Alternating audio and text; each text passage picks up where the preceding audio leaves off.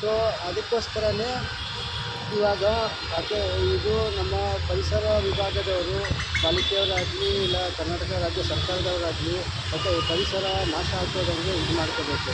Education green ಕವರ್ನ increase ಮಾಡಬೇಕು. 4% ಕಡಿಮೆ ಆಗಿದೆ, ಇನ್ಕ್ರೀಸ್ ಆಗಬೇಕಿತ್ತು. ಈ ಥರ ಕಡಿಮೆ ಆದರೆ ಹೆಂಗೆ?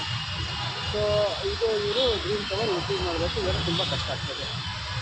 ಏನು ಹೇಳ್ತೀನಿ ಸರ್, ಯಾವ ರೀತಿ ಇದನ್ನು ರಿಕವರ್ ಮಾಡಬೇಕು ಸರ್? ನೋಡಿ, ಫಸ್ಟ್ ಬಂದು ಡೆವಲಪ್ಮೆಂಟ್ ಬಂದು ಎನ್ವಿರಾನ್ಮೆಂಟ್ ಫ್ರೆಂಡ್ಲಿ ಡೆವಲಪ್ಮೆಂಟ್ ಅಂತಾರೆ. ಅಂದರೆ ಪರಿಸರವನ್ನು ಹೊಂದಿ ಅಭಿವೃದ್ಧಿ ಆಗೋದು. ಅಂದರೆ ಪರಿಸರ ನಾಶ ಮಾಡಿ ಡೆವಲಪ್ ಮಾಡೋದಲ್ಲ.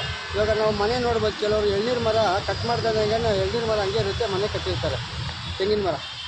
ಅದೇ ರೀತಿಯಲ್ಲಿ ಇವರು ಯಾವುದೇ ಇದು ಮಾಡಿದ್ರು ಮರನ ಗಿಡಗಳನ್ನ ಕಟ್ಟಾಕೋದಂಗೆ ಇವರು ಇದು ಮಾಡಬೇಕು ಡೆವಲಪ್. ಇವ್ರು ಹಂಗಲ್ಲ, ಎಲ್ಲ ಏನೇ ಪ್ರಾಜೆಕ್ಟ್ ಮಾಡಲಿ ಫಸ್ಟು ಹಾಕೋದು ಕಡಿವಾಣ ಮರಕ್ಕೆ ಕತ್ತರಿಸೋದು, ಎಲ್ಲ ಹಸಿರು ಹಾಳು ಮಾಡೋದು, ಇದು ಮಾಡೋದು, ಈ ಥರ ಡೆವಲಪ್ ಮಾಡೋದು. ಇವಾಗ ನೋಡಿ, ಅಲ್ಲಿ ನಾವು ನೀರು ಬರಗಾಲ ಬಂದಿದೆ, ಬೆಂಗಳೂರಿಗೆ ಬರಗಾಲ ಬರಬಾರ್ದು. ಗಾರ್ಡನ್ ಸಿಟಿ ಇದ್ದಿದ್ದು ಎಲ್ಲ ಒಂದು ಕಾಲದಲ್ಲಿ ತೋಟ ಇದ್ದಿದ್ದು. ಇವಾಗ ಇಲ್ಲಿ ಬೋರ್ವೆಲ್ ಹಾಕಿದ್ರೆ ನೀರಿಲ್ಲ, ಅಂಥದ್ದೆಲ್ಲ ನಾಶ ಆಯಿತು. ಇವಾಗ ಮಾಲಿನ್ಯ ಜಾಸ್ತಿ ಆಗಿದೆ. ಇದೆಲ್ಲ ಏನಂದರೆ ಇವರು ಎಲ್ಲ ಡೆವಲಪ್ಮೆಂಟ್ ನೆಪದಲ್ಲಿ ಎಲ್ಲ ಮರಗಳನ್ನ ಕಟ್ ಮಾಡ್ತಾರೆ. ಆದ್ದರಿಂದ ಇದು ತುಂಬ ಇದಾಗುತ್ತೆ. ಇವರು ಇನ್ಕ್ರೀಸ್ ಮಾಡಬೇಕು. ಕಾಂಕ್ರೀಟ್ ಹೌದು, ಇದು ಕಾಂಕ್ರೀಟ್ ಜಂಗಲ್ ಆಗ್ತಾಯಿದೆ. ಗಾರ್ಡನ್ ಸಿಟಿ ಆಫ್ ಇಂಡಿಯಾ ಬಂದು ಕಾಂಕ್ರೀಟ್ ಸಿಟಿ ಆಫ್ ಇಂಡಿಯಾ ಆಗ್ತಾಯಿದೆ. ಎಲ್ಲ ಕಡೆ ನೋಡಿ ಕಾಂಕ್ರೀಟ್ ಥರ ಆಗ್ತಾಯಿದೆ. ನಮಗೆ ಕಾಂಕ್ರೀಟ್ ಬೇಕಾದ್ರೆ ನಾವು ಮನುಷ್ಯರು, ನಮಗೆ ಆಮ್ಲಜನಕ ಬೇಕು, ತಂಪಾದ ಗಾಳಿ ಬೇಕು, ಎಲ್ಲ ಬೇಕು.